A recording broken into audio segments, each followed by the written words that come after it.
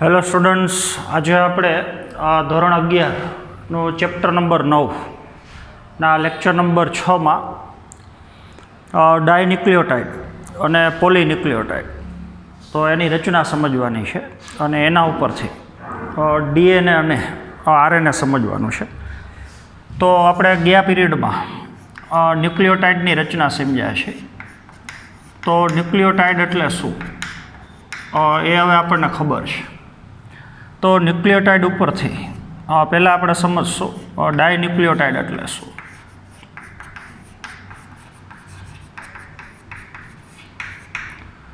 ત્યારબાદ આપણો છેલ્લો ટોપિક એ પોલીન્યુક્લિયોટાઇડ છે.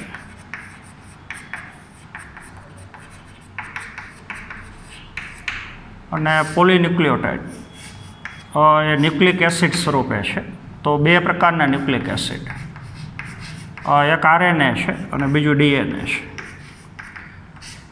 તો ખાસ કરીને બે વચ્ચેના તફાવત એમાં ડીએનએના અણુની જે દ્વિતીય સંરચના દર્શાવતું વોટસન અને ક્રિકનું મોડલ છે, બેવડું કુંતલાકાર મોડલ, તો એ મોડલ આપણે ખાસ સમજવાનું છે. તો સૌથી પહેલાં આપણે ડાયન્યુક્લિયોટાઇડનો અભ્યાસ કરવાનો છે અને એના ઉપરથી પછી આપણે પોલીન્યુક્લિયોટાઇડનો અભ્યાસ કરવાનો છે. તો તમે જાણો છો એ પ્રમાણે ન્યુક્લિયોટાઇડ એટલે શું, તો એ રચના આપણને ખબર છે. તો સૌથી પહેલાં આપણે એક ન્યુક્લિયોટાઇડ બતાવીએ જેની રચનાનો અભ્યાસ આપણે આગળના પીરિયડમાં કરેલો છે. તો આપણને ખબર છે એક ન્યુક્લિયોટાઇડની અંદર 3 અણુઓ રાસાયણિક બંધથી જોડાયેલા છે, જેમાં એક અણુ પેન્ટોસ શર્કરા છે. પેન્ટોસ શર્કરાના પ્રથમ કાર્બન ઉપર અહીંયા નાઇટ્રોજન બેઝ જોડાયેલો છે. એ આપણે ભેગું યાદ કરતા જઈએ. એક અણુ પેન્ટોસ શર્કરાનો હોય અને સાથે એક અણુ નાઇટ્રોજન બેઝનો જોડાયેલો હોય તો પહેલાં ન્યુક્લિયોસાઇડ બને છે. અને ન્યુક્લિયોસાઇડમાં 5મા ક્રમના કાર્બન ઉપર અહીંયા આપણને ખબર છે CH2, આ બાજુ ઓક્સિજન, પછી ફોસ્ફરસ, ડબલ બોન્ડ O, એટલે જો H3PO4 એ ભેગો ઉમેરાયેલો હોય તો હવે આને આપણે ન્યુક્લિયોટાઇડ કહીએ છીએ. તો પ્રથમ ન્યુક્લિયોટાઇડની અંદર જે પેન્ટોસ શર્કરા છે એ પેન્ટોસ શર્કરાના 3જા કાર્બન ઉપર આપણને ખબર છે H અને OH સમૂહ આવેલો છે. તો આટલી જે રચના છે એને આપણે ન્યુક્લિયોટાઇડ કહીએ છીએ. તો ન્યુક્લિયોટાઇડની અંદર એક ન્યુક્લિયોટાઇડની અંદર 3 પેટા ઘટક છે. વિષમચક્રીય રિંગ સ્વરૂપે વિષમચક્રીય સંયોજન તમને ખબર છે નાઇટ્રોજન બેઝ. શર્કરાનો પ્રકાર આ મોનોસેકેરાઇડ છે. તો મોનોસેકેરાઇડમાં પ્રકાર આવશે પેન્ટોસ શર્કરા, અને અહીંયા પેન્ટોસ શર્કરામાં રિબોઝે હોઈ શકે, ડિઓક્સી રિબોઝે હોઈ શકે. તો આ બેને એક એક અણુ જોડાય તો પહેલાં ન્યુક્લિયોસાઇડ બને છે, પછી એમાં ફોસ્ફરિક એસિડ ઉમેરાય H3PO4. 5મા ક્રમના કાર્બન સાથે એસ્ટર બંધથી જો આ ફોસ્ફરિક એસિડ જોડાઈ જાય તો આખી રચનાને આપણે ન્યુક્લિયોટાઇડ કહીએ છીએ. તો હવે ન્યુક્લિયોટાઇડનું નિર્માણ થયા પછી જો બે ન્યુક્લિયોટાઇડ ફોસ્ફોડાએસ્ટર બંધથી એકબીજા જોડાઈ જાય તો ન્યુક્લિયોટાઇડના જોડાતા બે અણુ એને આપણે ડાયન્યુક્લિયોટાઇડ કહીશું. તો એ રાસાયણિક બંધ આપણે સમજવાનો છે. તો નીચે પાછું આપણે બીજો એક ન્યુક્લિયોટાઇડ બતાવીએ છીએ આની જેમ જ. પહેલાં પેન્ટોસ શર્કરા, પેન્ટોસ શર્કરાના પ્રથમ કાર્બન સાથે જોડાયેલો નાઇટ્રોજન બેઝ,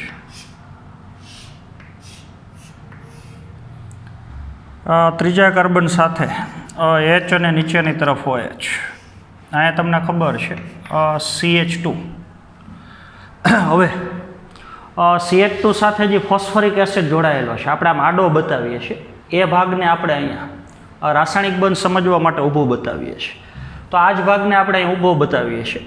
તો નીચેના ન્યુક્લિયોટાઇડમાં 5મા ક્રમના કાર્બન સાથે પહેલાં તો ઓક્સિજન છે, એની સાથે ફોસ્ફરસ છે, એની સાથે દ્વિબંધથી ઓક્સિજન, આ બાજુ OH છે અને એક OH આ બાજુ છે. તો હવે તમે સમજી શકો રાસાયણિક બંધ અહીંયા બનશે. બે OH સમૂહ સામે સામે આવે છે. તો ત્યાં હવે આપણે ક્રમ જોવાનો છે. પ્રથમ ન્યુક્લિયોટાઇડના, હું બોલું એ બરાબર સાંભળવાનું છે. પ્રથમ ન્યુક્લિયોટાઇડની પેન્ટોસ શર્કરા, આ પહેલો ન્યુક્લિયોટાઇડ છે, આ બીજો ન્યુક્લિયોટાઇડ છે. પહેલા ન્યુક્લિયોટાઇડની પેન્ટોસ શર્કરા, એ પેન્ટોસ શર્કરાનો ત્રીજા ક્રમનો કાર્બન, પહેલો, બીજો અને ત્રીજા ક્રમનો કાર્બન. ત્રીજા ક્રમના કાર્બન સાથે જોડાયેલો OH સમૂહ અને બીજા ન્યુક્લિયોટાઇડની પેન્ટોસ શર્કરા, આ બીજા ક્રમનો ન્યુક્લિયોટાઇડ, એની પેન્ટોસ શર્કરા, એનો પાંચમા ક્રમનો કાર્બન. તો અહીંયા પહેલો, બીજો, ત્રીજો, ચોથો અને પાંચમા ક્રમનો કાર્બન. પાંચમા ક્રમના કાર્બન સાથે જોડાયેલો ફોસ્ફેટ અને એનો OH સમૂહ. તો પાંચમા ક્રમના કાર્બન સાથે જોડાયેલા ફોસ્ફેટનો OH સમૂહ અને ત્રીજા ક્રમના કાર્બન સાથે જોડાયેલો OH સમૂહ, એ OH સમૂહ સામે આવશે. તો ત્યાંથી પાણીનો એક અણુ દૂર થશે. તો OH એટલે બે હાઇડ્રોજન છે ને બે ઓક્સિજન. તો એમાંથી પાણીનો અણુ દૂર થઈ જાય, નિર્જલીકરણ થઈ જાય, H2O. તો બે હાઇડ્રોજન અને એક ઓક્સિજન દૂર થઈ જાય, તો અહીંયા વધશે એક ઓક્સિજન. તો OH ન્યા રાસાયણિક બંધ બને. તો નિર્જલીકરણની પ્રક્રિયા થઈ અને અહીંયા હવે થઈ જશે ફોસ્ફરસ, ઓક્સિજન અને ઉપર કાર્બન. તો હવે તમે જોઈ શકો છો, પ્રથમ ન્યુક્લિયોટાઇડની પેન્ટોસ શર્કરાનો ત્રીજો કાર્બન એ બીજા ન્યુક્લિયોટાઇડની પેન્ટોસ શર્કરાનો પાંચમો કાર્બન, એની સાથે જોડાયેલો ફોસ્ફરસ. તો આ ફોસ્ફરસ ઓક્સિજન દ્વારા આ કાર્બન હારે જોડાઈ ગયો. તો અહીંયા જે રાસાયણિક બંધ બન્યો એને કહી શકો ફોસ્ફોડાએસ્ટર બંધ. વચ્ચે ફોસ્ફરસ છે, બરાબર સમજવાનું છે. કાર્બન ઓક્સિજન, આ બાજુ કાર્બન ઓક્સિજન. તો કાર્બન ઓક્સિજન, તો બે એસ્ટર બંધ થયા અને વચ્ચે ફોસ્ફરસ છે. તો બે ન્યુક્લિયોટાઇડ એકબીજા સાથે ફોસ્ફોડાએસ્ટર બંધથી જોડાઈ ગયા. તો હવે જે આખો અણુ બન્યો એ થઈ ગયું ડાયન્યુક્લિયોટાઇડ. તો સિંગલ ન્યુક્લિયોટાઇડમાં તમને ખબર છે 3 અણુ છે. પહેલાં 3 અણુ જોડાય તો ન્યુક્લિયોટાઇડ બને અને પછી બે ન્યુક્લિયોટાઇડ ફોસ્ફોડાએસ્ટર બંધથી જોડાઈ જાય એકબીજા સાથે, તો બનતા અણુને આપણે ડાયન્યુક્લિયોટાઇડ કહીએ છીએ. તો ડાયન્યુક્લિયોટાઇડ બનવા માટેનો જે રાસાયણિક બંધ છે એ ફોસ્ફોડાએસ્ટર બંધ છે, એ આપણે ખાસ યાદ રાખવાનું છે. તો હવે બે ન્યુક્લિયોટાઇડ જોડાય તો ડાયન્યુક્લિયોટાઇડ બને છે. તો હવે ઘણા બધા ન્યુક્લિયોટાઇડ, પહેલાં એરે જેમ બીજો જોડાણો, એવી જ રીતથી હવે બીજાની સાથે ત્રીજો, ત્રીજાની સાથે ચોથો, ઘણા બધા ન્યુક્લિયોટાઇડ જોડાઈ જાય. તો બનતી આખી જે લાંબી શૃંખલા છે એને તમે કહી શકો પોલીન્યુક્લિયોટાઇડ શૃંખલા. તો ન્યુક્લિયોટાઇડ એ મોનોમર છે, એક જ અણુ છે. ડાયન્યુક્લિયોટાઇડ એ ડાયમર છે, બે અણુ છે. અને ન્યુક્લિયોટાઇડના બે કરતાં વધારે અણુ, ઘણા બધા અણુ આવી જ રીતથી ફોસ્ફોડાએસ્ટર બંધથી જોડાઈ જાય. પહેલાં એની બીજો, બીજાની એરે ત્રીજો, જેમ પહેલો ને બીજો જોડાય એમ બીજો ને ત્રીજો, ત્રીજો ને ચોથો, ચોથો ને પાંચમો, એમ ક્રમશઃ ઘણા બધા ન્યુક્લિયોટાઇડ જોડાઈ જાય. તો બનતી આખી જે લાંબી શૃંખલા છે એને તમે પોલીન્યુક્લિયોટાઇડ શૃંખલા કહી શકો. અને પોલીન્યુક્લિયોટાઇડ શૃંખલા પછી કાં DNA હોય ને કાં RNA હોય, એ આપણે પછી લઈએ છીએ. તો સૌથી પહેલાં તો પોલીન્યુક્લિયોટાઇડ શૃંખલા એ આપણે સમજીએ. તો હવે બધી વસ્તુ આપણે ટૂંકમાં બતાવશું. દાખલા તરીકે આ પ્રથમ ન્યુક્લિયોટાઇડ, અહીંયા નાઇટ્રોજન બેઝ આપણે નાનું કરીને બતાવીએ છીએ.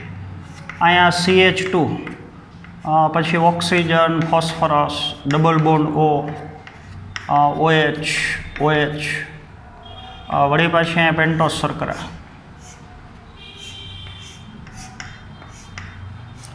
પાછું નાઇટ્રોજન બેઝ, ફરી પાછું અહીંયા CH2, વળી પાછું ત્રીજા ક્રમનો ન્યુક્લિયોટાઇડ. આપણે જરૂરી હોય એટલો જ ભાગ બતાવીએ છીએ, બાકીને બધું પરમાણુ અને અણુ જે જોડાયેલા છે એ આપણે સમજી લેવાનું છે. CH2,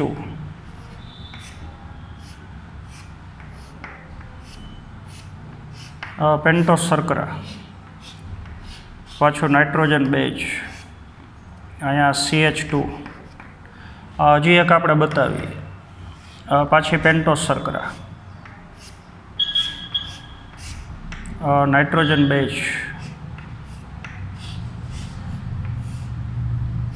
અહીંયા CH2. તો ઘણા બધા ન્યુક્લિયોટાઇડ બતાવ્યા. તો હવે પહેલો ન્યુક્લિયોટાઇડ અને બીજો તમને ખબર છે.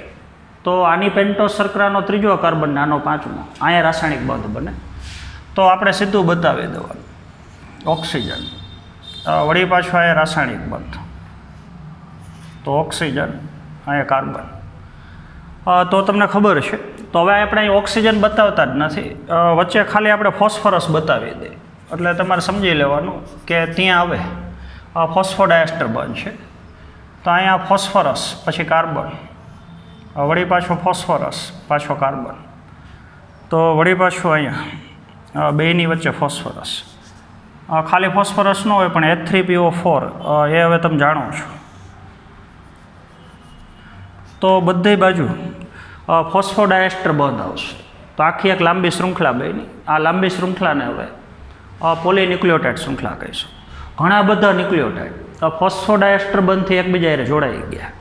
તો બનતી આખી જે લાંબી શૃંખલા છે એ બની ગઈ પોલીન્યુક્લિયોટાઇડ શૃંખલા. હવે બરાબર સમજવાનું છે. બનેલી જે પોલીન્યુક્લિયોટાઇડ શૃંખલા છે તો હવે એમાં તફાવત આપણે લેવાના છે.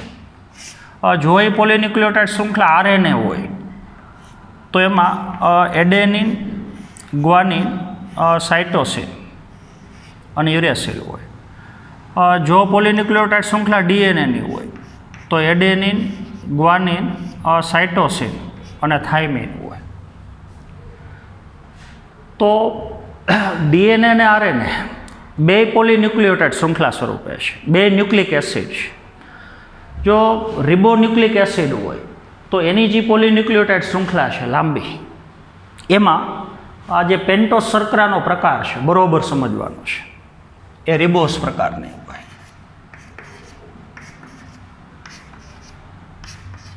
આપણે કીધું તો પેન્ટોસ શર્કરા બે પ્રકારની હોય, રિબોઝ હોય, ડિઓક્સી રિબોઝ હોય.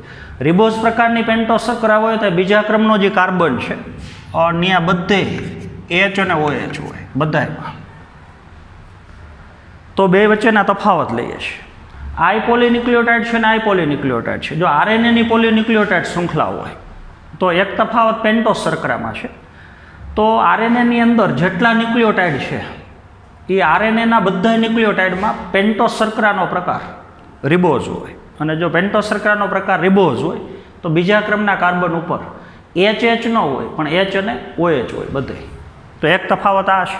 બીજો તફાવત, RNAના બંધારણમાં જેટલા ન્યુક્લિયોટાઇડ છે એ ન્યુક્લિયોટાઇડની સાથે જે નાઇટ્રોજન બેઝ જોડાયેલો છે તો એ નાઇટ્રોજન બેઝ એ 4 પ્રકારના હોઈ શકે, A, G, C અને U. દાખલા તરીકે આ નાઇટ્રોજન બેઝ એડેનિન છે તો આ ગ્વાનિન હોઈ શકે, સાઇટોસિન હોઈ શકે, યુરેસિલ હોઈ શકે, વળી પાછો આ ગ્વાનિન હોઈ શકે. નીચે હજી ઘણા બધા ન્યુક્લિયોટાઇડ છે.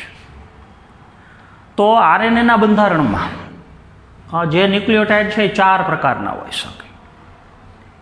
દાખલા તરીકે આવા 100 ન્યુક્લિયોટાઇડ જોડાયેલા છે. અત્યારે આપણે 5 જ બતાવ્યા છે પણ આપણે સમજી લઈએ કે આ પહેલો ન્યુક્લિયોટાઇડ ને પછી આ 100મા ક્રમનો ન્યુક્લિયોટાઇડ. તો ન્યુક્લિયોટાઇડની સંખ્યા 100 છે દાખલા તરીકે, પણ ન્યુક્લિયોટાઇડના પ્રકાર તો 4 જ હોય. તો એડેનિન હોય, guanine, cytosine, cytosine, guanine, adenine, uracil. તો આ 4 ને 4 પ્રકાર રિપીટ થતા હોય. એકેય ન્યુક્લિયોટાઇડ એવો ન હોય કે એની સાથે જોડાયેલો નાઇટ્રોજન બેઝનો પ્રકાર થાઇમિન હોય. તો થાઇમિન RNAના બંધારણમાં ક્યારેય ન હોય. તો 3 પ્રકારના નાઇટ્રોજન બેઝ A, G અને C, A, G અને C એ DNA અને RNA બેયમાં હોય. તો બેયમાં તફાવત, RNAમાં યુરેસિલ હોય, થાઇમિન ન હોય. એમ DNAમાં થાઇમિન હોય, ક્યારે યુરેસિલ ન હોય. તો RNAના બંધારણમાં યુરેસિલ ધરાવતો ન્યુક્લિયોટાઇડ હોઈ શકે. યુરેસિલ ધરાવતો ન્યુક્લિયોટાઇડ DNAના બંધારણમાં ક્યારેય ન હોય. એમ DNAના બંધારણમાં થાઇમિન ધરાવતો ન્યુક્લિયોટાઇડ હોઈ શકે પણ આવો યુરેસિલવાળો ન્યુક્લિયોટાઇડ એ DNAના બંધારણમાં ક્યારેય ન હોય. તો આ RNAની વાત થઈ. હવે આપણે DNAની વાત કરીએ. જો આ ન્યુક્લિયોટાઇડ શૃંખલા DNAની હોય તો પેન્ટોસ શર્કરાનો પ્રકાર ચેન્જ થઈ જશે. DNAની જે પોલીન્યુક્લિયોટાઇડ શૃંખલા હોય એમાં પેન્ટોસ શર્કરાનો પ્રકાર હંમેશા ડીઓક્સીરિબોઝ હોય, એટલે આપણે બધામાં ડી બતાવીએ છીએ. તો બધી પેન્ટોસ શર્કરામાં બીજા ક્રમના કાર્બન ઉપર એચ અને OH ન હોય, બધે HH હોય. એક ઓક્સિજન રિબોઝ શર્કરા કરતાં ઓછો હોય. તો ડીએનએના બંધારણમાં જેટલા ન્યુક્લિયોટાઇડ છે એ બધા ન્યુક્લિયોટાઇડમાં પેન્ટોસ શર્કરાનો પ્રકાર રિબોઝની જગ્યાએ ડીઓક્સીરિબોઝ હોય.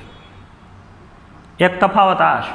બીજો તફાવત, ડીએનએના બંધારણમાં જે ન્યુક્લિયોટાઇડ છે એ ન્યુક્લિયોટાઇડ એ 4 પ્રકારના હોય. A, G અને C એ નાઇટ્રોજન બેઝ એ આરએનએમાં હોય, પણ ડીએનએના બંધારણમાં જે ન્યુક્લિયોટાઇડ આવેલા છે એમાં ક્યારેય યુરેસિલ ન હોય, પણ એમાં થાઇમિન હોઈ શકે. તો આની જેમ જ લઈએ આપણે કે પોલીન્યુક્લિયોટાઇડ શૃંખલામાં 100 ન્યુક્લિયોટાઇડ છે, દાખલા તરીકે 150 છે, 200 છે. તો એકેય ન્યુક્લિયોટાઇડની અંદર ડીએનએના બંધારણમાં ક્યાંય યુરેસિલ ન હોય, થાઇમિન હોય. તો 3 નાઇટ્રોજન બેઝ A, G અને C એ ડીએનએમાં હોય ને આરએનએમાં હોય. એકમાં તફાવત છે. આરએનએમાં યુરેસિલ હોય પણ થાઇમિન ન હોય, ડીએનએમાં થાઇમિન હોય પણ યુરેસિલ ન હોય. તો ડીએનએ અને આરએનએ વચ્ચેના અગત્યના 2 તફાવત છે. હજી એક તફાવત છે. પોલીન્યુક્લિયોટાઇડ શૃંખલા જો આરએનએની હોય, એટલે કે ન્યુક્લિક એસિડનો પ્રકાર આરએનએ હોય, તો આવી પોલીન્યુક્લિયોટાઇડની સિંગલ એક જ શૃંખલા હોય, લાંબી. અને ડીએનએનો અણુ હોય તો પોલીન્યુક્લિયોટાઇડની આવી સામે સામે 2 શૃંખલા હોય. એક શૃંખલા આ છે, સામે હજી એક શૃંખલા આવશે, અને પછી 2 શૃંખલા હાઇડ્રોજન બંધથી જોડાયેલી હોય. તો એ અણુને આપણે ડીએનએ કહીએ છીએ. આ ત્રીજો તફાવત. તો ત્રણેય તફાવત એકાયરે બોલીએ. આરએનએના બંધારણમાં જે ન્યુક્લિયોટાઇડ છે એમાં રિબોઝ શર્કરા હોય. ડીએનએના બંધારણમાં જે ન્યુક્લિયોટાઇડ છે એમાં ડીઓક્સીરિબોઝ શર્કરા હોય. આરએનએના બંધારણમાં જે ન્યુક્લિયોટાઇડ છે એમાં નાઇટ્રોજન બેઝ યુરેસિલ હોઈ શકે, A, G, C અને U હોઈ શકે, ક્યારે આમાં થાઇમિન ન હોય. એમ ડીએનએના બંધારણમાં જે ન્યુક્લિયોટાઇડ છે એમાં A, G, C અને T થાઇમિન હોઈ શકે, પણ ક્યારે યુરેસિલ ન હોય. આરએનએ પોલીન્યુક્લિયોટાઇડની મોટાભાગે સિંગલ શૃંખલા હોય, અને ડીએનએની અંદર પોલીન્યુક્લિયોટાઇડની આવી સામે સામે હાઇડ્રોજન બંધથી જોડાયેલી 2 શૃંખલા હોય. તો ડીએનએનો અણુ બેવડી પોલીન્યુક્લિયોટાઇડની શૃંખલાવાળો છે, અને આરએનએનો અણુ સિંગલ પોલીન્યુક્લિયોટાઇડની શૃંખલાવાળો છે. તો ખાસ કરીને હવે આપણે ડીએનએનો અણુ સમજવાનો છે. તો ડીએનએના અણુની દ્વિતીયક સંરચના, એ સંરચના સમજાવતું સૌથી અગત્યનું મોડલ જે વોટસન અને ક્રિકે આપેલું છે. તો વોટસન અને ક્રિકનું ડીએનએ અણુની સંરચના સમજાવતું, દ્વિતીય સંરચના સમજાવતું જે મોડલ છે એ મોડલ ખાસ કરીને આપણે સમજવાનું છે. તો હમણાં આપણે વાત કરીએ ડીએનએના અણુમાં પોલીન્યુક્લિયોટાઇડની સામે સામે 2 શૃંખલા છે. તો સૌથી પહેલાં તો અત્યારે આપણે એક શૃંખલા દર્શાવેલી છે. સામે જે શૃંખલા આવશે વિરોધ આવશે, તો એની આપણે ધ્રુવતા નક્કી કરવાની છે. દાખલા તરીકે પહેલી શૃંખલામાં 100 ન્યુક્લિયોટાઇડ આવી રીતથી ક્રમશઃ ગોઠવાયેલા છે, બરાબર સમજવાનું છે. તો પહેલા ન્યુક્લિયોટાઇડની પેન્ટોસ શર્કરાનો અહીંયા 5મા ક્રમનો કાર્બન અને એનો આ ફોસ્ફેટ સમૂહ આ બાજુ મુક્ત છે. ઉપર એકેય ન્યુક્લિયોટાઇડ છે જ નહીં. તો 5મા ક્રમનો કાર્બન ને ઉપર 3જા ક્રમનો કાર્બન, એની વચ્ચે રાસાયણિક બંધ ન હોય, કારણ કે ઉપર ન્યુક્લિયોટાઇડ જ નથી. પોલીન્યુક્લિયોટાઇડ શૃંખલાનો આ પહેલો છેડો છે અને આ બીજો છેડો છે. તો હવે તમે સમજી શકો. પોલીન્યુક્લિયોટાઇડ શૃંખલાના પ્રથમ ન્યુક્લિયોટાઇડની પેન્ટોસ શર્કરાનો 5મા ક્રમનો કાર્બન અને એની સાથે જોડાયેલો ફોસ્ફેટ સમૂહ આ બાજુ મુક્ત રહે. તો આ બાજુનો જે છેડો છે એને તમે 5' છેડો કહી શકો. એમાં આખી પોલીન્યુક્લિયોટાઇડ શૃંખલાનો છેલ્લો ન્યુક્લિયોટાઇડ છે. દાખલા તરીકે 120મા ક્રમનો આ ન્યુક્લિયોટાઇડ છે. તો છેલ્લા ન્યુક્લિયોટાઇડની પેન્ટોસ શર્કરા એનો 3જા ક્રમનો કાર્બન, તો અહીંયા H અને OH. તો 3જા ક્રમના કાર્બન ઉપરનો OH સમૂહ એ અહીંયા મુક્ત રહે. હવે છેલ્લે આગળ એકેય ન્યુક્લિયોટાઇડ છે જ નહીં, તો અહીં રાસાયણિક બંધ ન હોય, OH સમૂહ છૂટો હોય, તો અહીં 3જા ક્રમનો કાર્બન મુક્ત છે. તો આ છેડાને 3' છેડો કહી શકો. તો ડીએનએના અણુની જે પહેલી પોલીન્યુક્લિયોટાઇડ શૃંખલા બતાવી એની દિશા તમે લ્યો તો 5' થી 3' દિશામાં છે.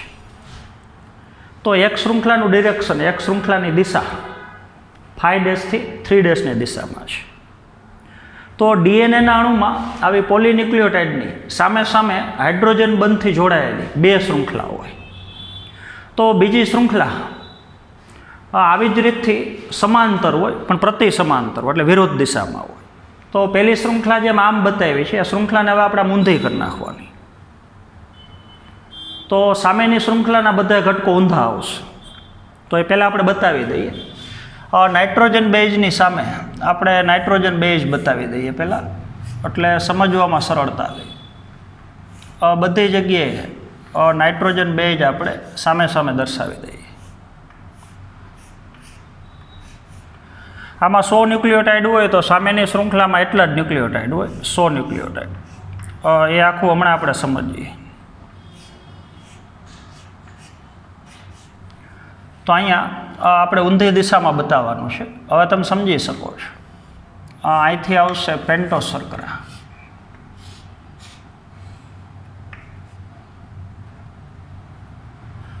તો અહીંથી આપણે ક્રમ લેવાનો છે. પ્રથમ ક્રમનો કાર્બન આ થશે, પહેલો, બીજો, અહીંયા ત્રીજા ક્રમનો કાર્બન.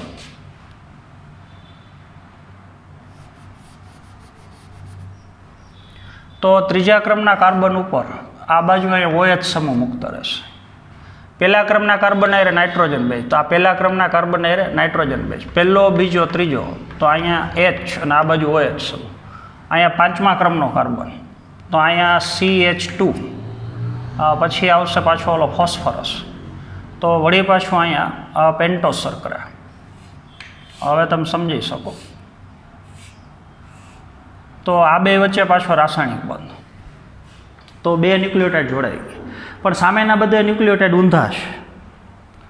તો હવે આપણે દર્શાવી જ દઈએ આખું. વળી પાછી અહીંયા પેન્ટોસ શર્કરા, અહીંયા CH2, વળી પાછું અહીંયા ફોસ્ફરસ, પાછું અહીંયા રાસાયણિક બંધ.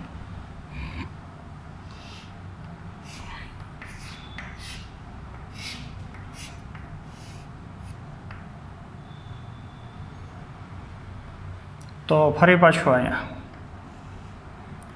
CH2 ફોસ્ફરસ,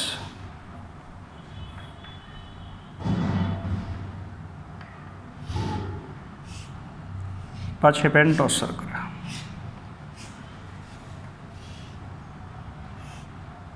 CH2 ફોસ્ફરસ, અહીંયા આવે CH2O, પાછું ફોસ્ફરસ, ડબલ બોન્ડ OH, આ બાજુ OH. તો હવે સામેની શૃંખલામાં તમે જોઈ શકો છો આટલા જ ન્યુક્લિયોટાઇડ છે, પણ સામેની શૃંખલા વિરુદ્ધ છે. એનું ડિરેક્શન 3' થી 5' દિશામાં છે. પહેલી શૃંખલામાં જે પહેલો ન્યુક્લિયોટાઇડ છે એનો પાંચમો કાર્બન મુક્ત હોય, તો આ બાજુ એ છેડો 5' હોય. બીજી શૃંખલામાં જે પહેલો ન્યુક્લિયોટાઇડ છે ત્યાં તમે જોવો છો પાંચમા ક્રમનો કાર્બન રાસાયણિક બંધથી અહીંયા જોડાયેલો છે. તો આનો ત્રીજા ક્રમના કાર્બનનો OH છેડો અહીંયા મુક્ત છે, તો અહીંયા છેડો આવશે 3'. અને સામેની શૃંખલાનો છેલ્લો જે ન્યુક્લિયોટાઇડ છે એની પેન્ટોસ શર્કરાનો પાંચમા ક્રમના કાર્બનનો ફોસ્ફેટ સમૂહ મુક્ત છે, તો પાંચમા ક્રમનો કાર્બન મુક્ત છે. તો આ બાજુ આવશે 5' છેડો. તો સામે જે શૃંખલા છે ડીએનએના અણુમાં બે શૃંખલા છે, અને બે શૃંખલાઓ સમાંતર છે પણ પ્રતિ સમાંતર છે, પરસ્પર વિરુદ્ધ દિશામાં છે. એકની ધ્રુવતા 5' થી 3' છે, તો સામેની શૃંખલાની ધ્રુવતા 3' થી 5' છે. તો ડીએનએના અણુમાં બે શૃંખલાઓ પ્રતિ સમાંતર રીતે ગોઠવાયેલી છે. હવે બંને શૃંખલા હાઇડ્રોજન બંધથી જોડાયેલી છે. હવે પૂરકતાનો નિયમ છે. પહેલો ન્યુક્લિયોટાઇડ, આનો પહેલો ન્યુક્લિયોટાઇડ, એ રાસાયણિક બંધથી જોડાઈ જાય. તો રાસાયણિક બંધ બને નાઇટ્રોજન બેઝ વચ્ચે. અહીંયા A હોય તો ફરજિયાત સામે T જ હોય, અહીંયા G હોય તો C હોય, C હોય તો G જ હોય, T હોય તો સામે A હોય, G હોય તો સામે C હોય. તો આનો પહેલો ન્યુક્લિયોટાઇડ ને આનો પહેલો ન્યુક્લિયોટાઇડ એ રાસાયણિક બંધથી જોડાઈ જાય, પણ રાસાયણિક બંધ એડેનિન અને થાઇમિન વચ્ચે બને, ગ્વાનિન ને સાઇટોસિન વચ્ચે બને. સાઇટોસિન હોય તો ગ્વાનિન હોય. તો A અને T ની વચ્ચે બે નબળા હાઇડ્રોજન બંધ હોય, G અને C ની વચ્ચે ત્રણ નબળા હાઇડ્રોજન બંધ હોય. તો જ્યાં G અને C આવતું હોય ત્યાં હાઇડ્રોજન બંધની સંખ્યા 3 હોય, ટી અને એ અથવા એ અને ટી આવતું હોય તો હાઇડ્રોજન બંધની સંખ્યા 2 હોય. તો ગ્વાનિન અને સાઇટોસિન 3 હાઇડ્રોજન બંધથી જોડાયેલા હોય, એડેનિન અને થાઇમિન 2 નબળા હાઇડ્રોજન બંધથી જોડાયેલું હોય. તો હવે તમે જોઈ શકો છો ડીએનએના અણુમાં પોલીન્યુક્લિયોટાઇડની 2 શૃંખલા છે. આપણે ફરીથી નિરાતે લઈએ. ડીએનએના અણુમાં પોલીન્યુક્લિયોટાઇડની 2 શૃંખલા છે અને બંને શૃંખલાઓ પરસ્પર વિરુદ્ધ દિશામાં એટલે કે પ્રતિ સમાંતર રીતે ગોઠવાયેલી છે. એકની દિશા 5' થી 3' હોય તો સામેની શૃંખલામાં 3' થી 5'ની દિશામાં. તો 2 પોલીન્યુક્લિયોટાઇડ શૃંખલાઓ સામે સામે હાઇડ્રોજન બંધથી જોડાઈ જાય તો અણુ આખો નિસરણી આકારનો બને છે. તો હવે 2 પોલીન્યુક્લિયોટાઇડ શૃંખલામાં મુખ્ય આધાર, હવેની વસ્તુ બરાબર તમારે સમજવાની છે કે 2 વસ્તુનો બનેલો છે. શર્કરા ફોસ્ફેટ શર્કરા ફોસ્ફેટ શર્કરા ફોસ્ફેટ શર્કરા.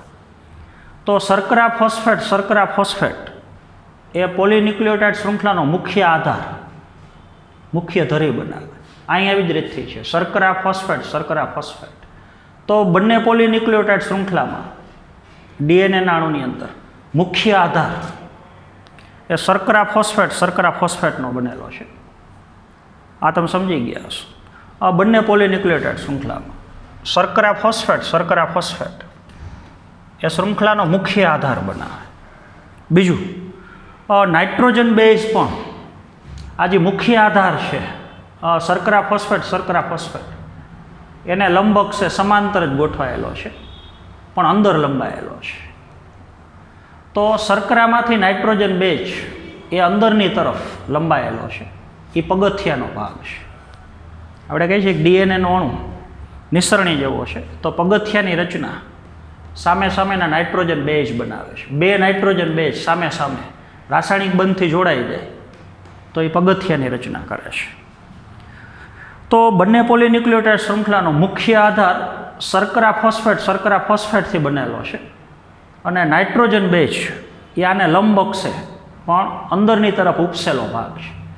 શર્કરામાંથી અંદરની તરફ નાઇટ્રોજન બેઝ 2 બાજુ અંદરની તરફ ઉપસી આવે છે. પછી સામે સામે પૂરક નાઇટ્રોજન બેઝ એકબીજા જોડાઈ જાય. પૂરક એટલે પૂર્તિ કરતા. દાખલા તરીકે એ અને ટી તો સામે જી અને સી, એની સામે ટી હોય તો એ નાઇટ્રોજન બેઝનો પૂરક ટી નાઇટ્રોજન બેઝ છે. એડેનિનની સામે પૂરક તરીકે થાઇમિન હોય, ગ્વાનિનની સામે સાઇટોસિન. અથવા એવું કહી શકો પ્યુરિનની સામે પિરિમિડિન જ હોય, પ્યુરિન ન હોય. એ અને જી તમે જોવો છો પ્યુરિન પ્રકારના નાઇટ્રોજન બેઝ છે, એ અને જી. તો ટી અને સી એ પિરિમિડિન પ્રકારના છે. તો પ્યુરિનની સામે પિરિમિડિન જ હોય ગમે ત્યાં, અથવા પિરિમિડિન હોય તો સામે પ્યુરિન હોય. તો એ અને જી ક્યારેય ન હોય, ટી અને સી એ રાસાયણિક બંધથી જોડાયેલા ન હોય. તો એની સામે ટી હોય, જીની સામે સી હોય. તો હવે એકની તમને સંખ્યા ખબર હોય તો બાકીના બધા એની સંખ્યા એની તમે ગણતરી કરી શકો. આપણે થોડુંક પિરિયડનું ટાઈમિંગ જોઈ લઈએ, કેટલો ટાઈમ થયો છે. જો બહુ મોટો પિરિયડ થતો હોય તો પછી આપણે પિરિયડ સ્ટોપ કરશું. હજી આપણે 15 મિનિટ લઈએ તો વાંધો નથી, તો આખી રચના પૂરી થઈ જાય એક જ પિરિયડની અંદર. તો હવે તમે જોઈ શકો છો ડીએનએના અણુની અંદર પોલીન્યુક્લિયોટાઇડની 2 શૃંખલા છે.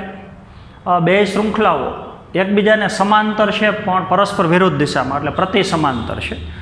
2 શૃંખલાના નાઇટ્રોજન બેઝ પૂરક નાઇટ્રોજન બેઝ સામે સામે હાઇડ્રોજન બંધથી જોડાયેલા છે. એનો પૂરક ટી છે અને જીનો પૂરક સી છે. એ અને ટીની વચ્ચે 2 હાઇડ્રોજન બંધ હોય, જી અને સીની વચ્ચે 3 હાઇડ્રોજન બંધ હોય. તો આવું ડીએનએના અણુનું દ્વિતીય સંરચના દર્શાવતું મોડલ, એનો અભ્યાસ ઊંડાણપૂર્વકનો અભ્યાસ વોટસન અને ક્રિકે કરેલો છે. તો વોટસન અને ક્રિકનું આપણે BDNA મોડલ ભણીએ છીએ.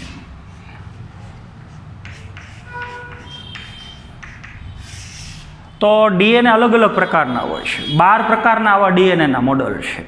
એમાંનું એક પ્રકારનું ડીએનએનું મોડલ. 12 પ્રકારના જે ડીએનએના મોડલ છે એના અણુની થોડી સંરચના અલગ અલગ છે, પણ મોટાભાગના ડીએનએ એનો પ્રકાર BDNA છે. તો અંગ્રેજી આલ્ફાબેટની અંદર એ ડીએનએના આપણે પ્રકાર દર્શાવીએ છીએ. ADNA છે, BDNA, DDNA. તો અત્યારે આપણે જે મોડલ ભણીએ છીએ વોટસન અને ક્રિકનું એ BDNAનું મોડલ છે. તો હવે વોટસન અને ક્રિકનું જે DNAનું દ્વિતીય સંરચના દર્શાવતું મોડલ છે. તો હવે આપણે જોઈએ છીએ કે DNAના અણુમાં પોલીન્યુક્લિયોટાઇડની 2 શૃંખલા છે અને 2 શૃંખલા હાઇડ્રોજન બંધથી જોડાયેલી છે. તો DNAનો અણુ નિસરણી આકારનો છે. તો આખો DNAનો અણુ હવે ટૂંકમાં આપણે આમ બતાવશું. તો 2 ઊભી લાઈન બતાવીએ. એક લાઈન આ છે અને એક લાઈન આ છે. તો પોલીન્યુક્લિયોટાઇડની 2 શૃંખલા થઈ. આ જોડુંને આપણે હવે બીજી રીતથી બતાવીએ છીએ ટૂંકમાં. આ પોલીન્યુક્લિયોટાઇડની પહેલી શૃંખલા અને પોલીન્યુક્લિયોટાઇડની બીજી શૃંખલા અને 2 શૃંખલા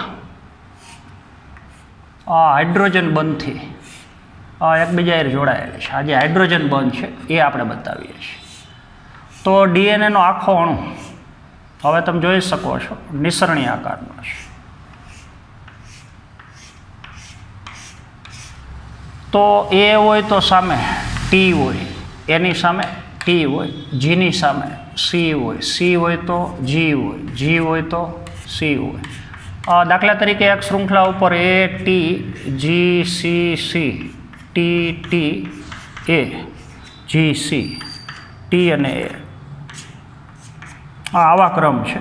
તો સામેની શૃંખલાના એમનેમ તમને ક્રમ ખબર પડી જાય. કારણ કે A હોય તો સામે T જ હોય, T હોય તો A હોય, C G G A A T C.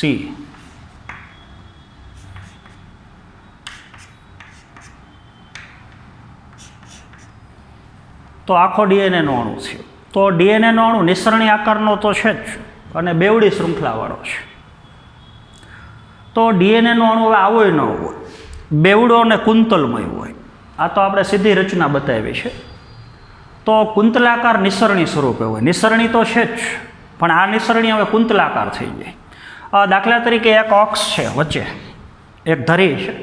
તો ધરીની ફરતી બાજુ બેવડી નિસરણી આમ વીંટળાયેલી હોય. એ પ્રકારની DNAના અણુની રચના હોય. તો એ રચના કેવી રીતથી હોય? તો DNAના અણુનું બેવડું અને કુંતલમય રચના દર્શાવતું હવે આપણે મોડલ દર્શાવીએ છીએ, જેનો વોટસન અને ક્રિકે અભ્યાસ કરેલો છે. તો કુંતલાકાર નિસરણી આ રીતથી હોય છે. બેવડું કુંતલ. તો હવે તમે સમજી શકો.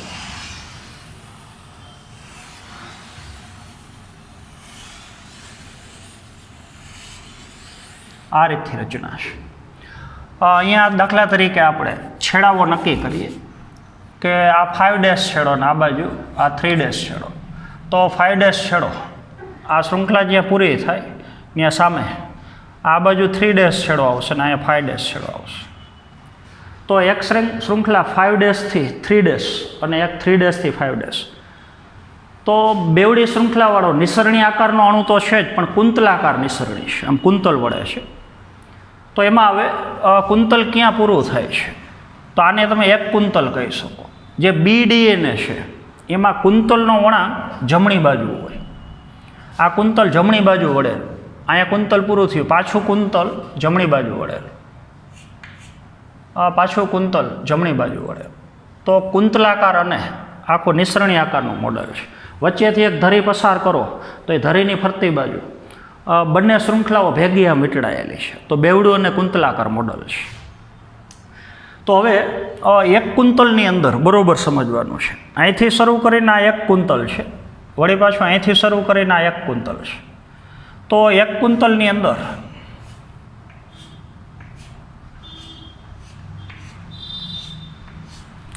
નાઇટ્રોજન બેઝની 10 જોડી હોય. A T G C C A T G C અને A. તો સામે T G C A T G G C A અને T. તો 10 ન્યુક્લિયોટાઇડની જોડી કયો, 10 નાઇટ્રોજન બેઝની જોડી કયો. આ એક ન્યુક્લિયોટાઇડ, આ એક ન્યુક્લિયોટાઇડ. તો ન્યુક્લિયોટાઇડની એક જોડ થઈ, આ ન્યુક્લિયોટાઇડની બીજી જોડી, ત્રીજી જોડી. જેટલી ન્યુક્લિયોટાઇડની જોડી હોય એટલી જ નાઇટ્રોજન બેઝની જોડી હોય. એની સામે T હોય, જેની સામે C હોય. કારણ કે એક ન્યુક્લિયોટાઇડમાં એક નાઇટ્રોજન બેઝ, બીજા ન્યુક્લિયોટાઇડમાં બીજો નાઇટ્રોજન બેઝ. તો 2 ન્યુક્લિયોટાઇડ હોય તો નાઇટ્રોજન બેઝ એ 2 હોય. તો નાઇટ્રોજન બેઝની જોડી કયો, ન્યુક્લિયોટાઇડની જોડી કયો, બે એક જ થયો. તો ડીએનએના અણુમાં ડીએનએનો અણુ બેવડો અને કુંતલાકાર છે. તો એક કુંતલની અંદર નાઇટ્રોજન બેઝની 10 જોડી છે. વળી પાછું અહીંથી બીજું કુંતલ, તો નાઇટ્રોજન બેઝની બીજી 10 જોડી, નાઇટ્રોજન બેઝની ત્રીજી 10 જોડી. હું એમ કહું કે એક ડીએનએના અણુમાં 10 કુંતલ આવેલા છે. બરાબર સમજો, એક ડીએનએના અણુમાં આવા 10 કુંતલ આવેલા છે. તો એ ડીએનએના અણુમાં ન્યુક્લિયોટાઇડની કુલ સંખ્યા કેટલી હશે? તો 10 કુંતલ હોય તો એક કુંતલમાં 10 જોડ, તો 10 કુંતલ હોય તો ન્યુક્લિયોટાઇડની સંખ્યા થઈ 100 જોડ. 100 જોડ આવી રીતે. તો ન્યુક્લિયોટાઇડની સંખ્યા 200 થઈ ગઈ. 100 પહેલાંમાં હોય અને સામે 100 હોય. બીજું સંખ્યા એકબીજા ઉપરથી તમે ગોતી શકો. આપણને એમ કહે કે આ ડીએનએના અણુમાં ટોટલ 200 ન્યુક્લિયોટાઇડ છે. આ ડીએનએના અણુમાં આપણને એમ કહે કે એક ડીએનએના અણુમાં ટોટલ 200 ન્યુક્લિયોટાઇડ છે. તો 100 ન્યુક્લિયોટાઇડ આમાં હોય ને 100 આમાં હોય, કારણ કે ટોટલ ન્યુક્લિયોટાઇડ થયા 200, એટલે 100 જોડ ન્યુક્લિયોટાઇડ છે. આ 200 ન કહીએ તો 100 જોડ ગમે એ સંખ્યા આપી શકે. હવે એમાં તમને એકનું પ્રમાણ આપ્યું હોય બીજાનું પ્રમાણ એમને મળી જાય. એમ કે 200 ન્યુક્લિયોટાઇડમાંથી 40 ન્યુક્લિયોટાઇડ એવા છે કે એના બંધારણમાં એડેનિન પ્રકારનો નાઇટ્રોજન બેઝ છે. 100 આમાં છે ને 100 આમાં, તો ટોટલ ન્યુક્લિયોટાઇડ 200 થયા. અને એમાંથી 40 ન્યુક્લિયોટાઇડ એવા છે કે એમાં એડેનિન આવતો હોય. એડેનિન આવતો હોય એવા ન્યુક્લિયોટાઇડ 40 છે. તો હવે તમે સીધું કરી શકો, 200માંથી 40 ન્યુક્લિયોટાઇડમાં જો એ હોય તો 200માંથી 40માં સામે પાછો ટી હોય, કારણ કે એની સામે ટી જ હોય. તો એની સંખ્યા જાણતા હોય તો હવે તમે કહી શકો એડેનિન ધરાવતા ન્યુક્લિયોટાઇડ જો 40 હોય તો થાઇમિન ધરાવતા ન્યુક્લિયોટાઇડ એ 40 જ હોય. તો બેયનો સરવાળો 80 થયો. તો 200માંથી 80 ન્યુક્લિયોટાઇડ એવા છે કે એમાં એ અને ટી છે. તો વૈધા 120. તો 120માંથી 60ની અંદર જી હોય અને 60ની અંદર સી હોય, એમને ખબર પડી જાય. તો એ અને ટીનો સરવાળો 80 થયો. તો જી અને સીનો સરવાળો હવે 120 જ હોય. તો 4માંથી કોઈ પણ એક ન્યુક્લિયોટાઇડની સંખ્યા તમને આપી હોય ડીએનએના અણુમાં, તો બાકીના 3ની સંખ્યા એમને તમે શોધી શકો. તો એ જે નિયમો છે એ ઇરવિન ચારગાફ નામના વૈજ્ઞાનિકે આપેલા છે. તો ઇરવિન ચારગાફનો નિયમ એવો છે, ઇરવિન ચારગાફનો નિયમ કે એ બરાબર ટી હોય અને જી બરાબર સી હોય કોઈ પણ ડીએનએના અણુમાં. એ હોય એટલા ટી હોય, કારણ કે એની સામે ટી હોય. તો એ 40 હોય તો સામે ટી છે એ 40 જ હોય. જી હોય એટલા સી હોય. બીજું ઇરવિન ચારગાફનો નિયમ છે પ્યુરિન બરાબર પિરિમિડિન. કોઈ પણ ડીએનએના અણુમાં જેટલા પ્યુરિન હોય એટલા જ સામે પિરિમિડિન હોય. તો એમને સમજાય. એ પ્યુરિન છે તો ટી પિરિમિડિન છે, જી પ્યુરિન છે તો સી પિરિમિડિન છે. તો આ બેનો જેટલો સરવાળો હોય પ્યુરિનનો એટલો આ બેનો સરવાળો હોય. તો પ્યુરિન બરાબર પિરિમિડિન, તો એ પ્લસ જી બરાબર નિયમ આવ્યો ટી પ્લસ સી. આ 40 હોય ને આ 60 હોય, બરાબર સમજો. આ 40 અને આ 60, તો બેનો સરવાળો થયો 100. તો સામે આ બેનો સરવાળો 100 જ થાય, કારણ કે એ હોય એટલા ટી હોય તો આ 40 જ હોય, જી છે એ 60 હોય તો આ સામે 60 જ હોય. તો હવે એક બીજો નિયમ આવ્યો એ પ્લસ જી બરાબર ટી પ્લસ સી. તો એ પ્લસ જી છેદમાં T plus she is equal to 1 જ થાય, 100ના છેદમાં 100. આ બેનો સરવાળો 100 થતો હોય તો આ બેનો સરવાળો 100 જ થાય, તો 100ના છેદમાં 100, તો રેશિયો મળશે આપણને 1. તો આ ડીએનએના અણુના અમુક નિયમો છે. તો હવે ડીએનએનો અણુ બેવડો અને કુંતલાકાર નિસરણી સ્વરૂપે છે. નિસરણી તો છે જ, પણ નિસરણી સીધી નથી, કુંતલાકાર નિસરણી છે. તો એમાં એક કુંતલની અંદર બેઝ પેરની સંખ્યા, નાઇટ્રોજન બેઝની જોડીની સંખ્યા એ 10 છે, અથવા 10 ન્યુક્લિયોટાઇડની જોડી છે. બીજું, એક કુંતલની હવે તમે લંબાઈ લ્યો અહીંથી શરૂ કરીને અહીંયા સુધી એંગસ્ટ્રોમની અંદર, તો 34 એંગસ્ટ્રોમ લંબાઈ છે. નેનોમીટરમાં લંબાઈ લ્યો તો 3.4 નેનોમીટર છે. આ બરાબર સમજવાનું છે. અહીંથી શરૂ કરીને અહીંયા સુધીનું એક કુંતલ એ 34 એંગસ્ટ્રોમ લાંબુ છે, અને નેનોમીટરમાં લંબાઈ લ્યો તો 3.4 નેનોમીટર છે. તો અહીંયા તમને સંબંધ મળશે 1 નેનોમીટર બરાબર 10 એંગસ્ટ્રોમ છે. બે રીતથી માપ લઈશું. તો અત્યારે તમને માપ એંગસ્ટ્રોમમાં આપ્યું છે. તો એક કુંતલની લંબાઈ 34 એંગસ્ટ્રોમ છે અથવા એક કુંતલની લંબાઈ એ 3.4 નેનોમીટર છે. તો એક કુંતલમાં 10 જોડી છે, બરાબર સમજવાનું છે.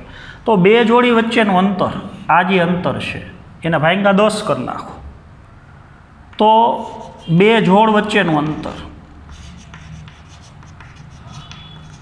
નાઇટ્રોજન બેઝની બે જોડ વચ્ચેનું અંતર અથવા ન્યુક્લિયોટાઇડની બે જોડી વચ્ચેનું અંતર, બે બોલી શકો. આ જે અંતર છે બે વચ્ચેનું, આ એક જોડી, આ બીજી જોડી, તો એની વચ્ચેનું અંતર 10 જોડીની લંબાઈ એ 34 એંગસ્ટ્રોમ છે. 10 જોડીની લંબાઈ. તો બે જોડ વચ્ચેનું અંતર એંગસ્ટ્રોમમાં લ્યો તો 3.4 એંગસ્ટ્રોમ છે અને નેનોમીટરમાં લ્યો તો 0.34 નેનોમીટર છે. આ બે રીતથી યાદ રાખવાનું છે.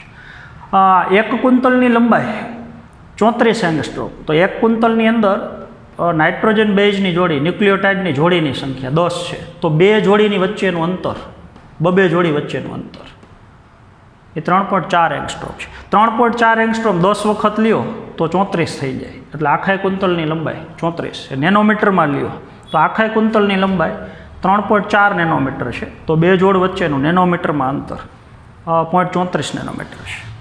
બીજું, કુંતલની અંદર જે ન્યુક્લિયોટાઇડની જોડી છે તો કુંતલ આખું વળાંકવાળું છે આમ. તો બે જોડ વચ્ચેનો જે ખૂણો છે અહીંયા એ 36નો ખૂણો છે. પહેલી જોડી અને બીજી જોડી, બીજી અને ત્રીજી, ત્રીજી અને ચોથી, તો દરેક બે જોડ વચ્ચે 36-36નો ખૂણો છે. તો અહીંથી શરૂ કરીને કુંતલ પાછું અહીંયા પહોંચે પાછું મૂળ પરિસ્થિતિમાં આવી જાય. તો 360 ડિગ્રી કુંતલ આમ ફરે છે. તો જે બે પગથિયા છે, બરાબર સમજવાનું છે, આ બે પગથિયા છે. તો ખરેખર તો એ બે પગથિયા વચ્ચેનો ખૂણો એ અને ટી, જી અને સી, તો એ પગથિયાની રચના કરે છે. નાઇટ્રોજન બેઝની જોડી સામે સામે નાઇટ્રોજન બેઝ હાઇડ્રોજન બંધથી જોડાયેલા છે. તો એ કુંતલાકાર જે નિસરણી છે એના પગથિયા છે. તો બે પગથિયા વચ્ચેનો જે ખૂણો છે એ 36 ડિગ્રીનો ખૂણો છે. તો એક પગથિયું બીજા પગથિયાની સાપેક્ષમાં 36ના ખૂણે કુંતલાકાર નિસરણી આમ વળાંક વર્તી જાય છે. તો આમાં ખૂણો બનતો જાય છે. તો બે બેઝ પેરની જોડીની વચ્ચે 36-36નો ખૂણો બને છે પગથિયા પર. બીજું, શૃંખલાની જે પહોળાઈ છે એ 20 એંગસ્ટ્રોમ છે. એ તમે ટેક્સમાં નથી આપેલું પણ આપણે સમજવાનું છે. આ પહેલી શૃંખલાના બીજી શૃંખલા એની વચ્ચેની જે આ પહોળાઈ છે એ 20 એંગસ્ટ્રોમ છે. અહીંયા આપણે લઈએ તો એ પહોળાઈ તમારે ક્યાં ગણવાની છે? ફોસ્ફેટથી ફોસ્ફેટ ગણવાનું છે. આટલી પહોળાઈ ફોસ્ફેટથી શરૂ કરી અને આ બાજુની શૃંખલાનો ફોસ્ફેટ, આ જે પહોળાઈ તમે ગણો છો આટલી ફોસ્ફેટથી ફોસ્ફેટ, તો એ પહોળાઈ 20 એંગસ્ટ્રોમ છે. પણ નાઇટ્રોજન બેઝથી તમે પહોળાઈ ગણો અહીંથી આ, તો એ 11.1 એંગસ્ટ્રોમ છે. આ બરાબર યાદ રાખવાનું છે. તમને એમ કહે કે BDNAમાં બે શૃંખલા વચ્ચેનું અંતર કેટલું હોય, આ બે શૃંખલા એની વચ્ચેનું અંતર, તો એ આપણે સામાન્ય રીતે 20 એંગસ્ટ્રોમ જ યાદ રાખવાનું છે. પણ 20 એંગસ્ટ્રોમ જે પહોળાઈ છે એ ફોસ્ફેટથી ફોસ્ફેટની છે. પણ આપણને એમ કહે કે બે શૃંખલા વચ્ચે નાઇટ્રોજન બેઝ જે છે સામે સામે એની વચ્ચેનું અંતર લે, એટલે હાઇડ્રોજન બંધની આપણે લંબાઈ લઈએ આમ, તો એ અંતર 11.1 એંગસ્ટ્રોમ છે. તો હવે ડીએનએના અણુની મોટાભાગની રચના આપણે પૂરી કરી છે. હવે તમને એમ કહે દાખલા તરીકે કે એક ડીએનએના અણુની લંબાઈ દાખલા તરીકે 340 એંગસ્ટ્રોમ છે. આમ કહે આખો ડીએનએનો અણુ એક છેડાથી શરૂ કરીને બીજા છેડા સુધી, અહીંથી શરૂ કરી અને આ છેડા સુધી, આખા ડીએનએના અણુની લંબાઈ 340 એંગસ્ટ્રોમ હોય તો એ ડીએનએમાં કેટલા કુંતલ હશે? તો 10 કુંતલ હશે. 10 કુંતલ આવા આવતા હોય કન્ટિન્યુ, તો એક કુંતલની લંબાઈ 34 એંગસ્ટ્રોમ છે. તો 10 કુંતલ આવતા હોય તો ગુણ્યા 10 કરી નાખો તો આખા ડીએનએના અણુની લંબાઈ 340 એંગસ્ટ્રોમ છે. તો ડીએનએના અણુની ઘણી બધી આપણે ઊંડાણપૂર્વકની સંરચના સમજ્યા. તો હજી એક વખત દરેક ડીએનએના અણુમાં પોલીન્યુક્લિયોટાઇડની પરસ્પર વિરુદ્ધ દિશામાં પ્રતિ સમાંતર રીતે ગોઠવાયેલી 2 શૃંખલાઓ છે અને 2 શૃંખલાના સામે સામે પૂરક પ્રકારના નાઇટ્રોજન બેઝ પૂરક એની સામે ટી જેની સામે સી એ હાઇડ્રોજન બંધથી જોડાયેલા છે અને જોડાણા પછી આખો ડીએનએનો અણુ બેવડો અને કુંતલાકાર નિસરણી સ્વરૂપે હોય છે. તો આવું બેવડું અને કુંતલાકાર નિસરણી સ્વરૂપનું મોડલ જે વોટસન અને ક્રિક નામના વૈજ્ઞાનિકે સમજાવ્યું છે. તો હવે ન્યુક્લિક એસિડ ટોપિક આખો પૂરો થઈ ગયો.